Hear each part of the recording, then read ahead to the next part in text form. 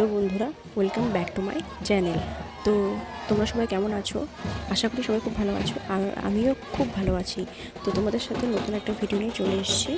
আর আমার শরীর খারাপ থাকার কারণে আমি ভিডিওটা আপলোড করতে পারিনি। তোমরা তোমার গলার ভয়েসটা শুনে বুঝতেই পারছো। এটা আমাদের এখানকার অতি প্রাচীন একটা পূজা। এই পূজাটা জ্যৈষ্ঠ মাসে সাবিত্রী চতুর্দশীর কৃষ্ণপক্ষের দ্বিতীয় শনিবারের দিন অনুষ্ঠিত হয়। এটি হচ্ছে মার গর্ভগৃহ। পুজোর আগের দিন মা গোটা মন্দির প্রাঙ্গণে নৃত্য পরিবেশন করে। তো তোমরা তো দেখতেই পেলে মা তার গর্ভগৃহ থেকে বেরিয়ে গোটা মন্দির নৃত্য পরিবেশন করছে।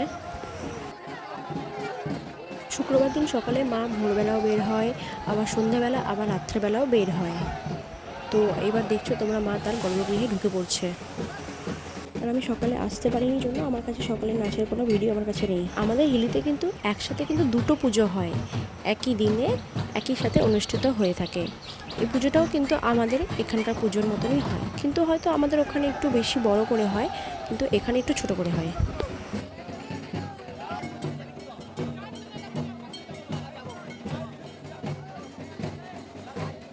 শেষবার এভাবে 3বার মন্দিরটা পরিদর্শন করে মা তার এখানে যে জমিদার বাড়ি আছে সেখানে মা নৃত্য পরিবেশন করে করে মা একদম মন্দিরে ঢুকে যায় তার গর্ভগৃহে। আবার একটা বছর পর মা বের হয়। তো গোটা হিলিবাসী আমাদের অপেক্ষা করে থাকে এই একটা বছরের জন্য, যে কবে এই মাকে আমরা দেখতে পাবো এই দিনটার জন্য।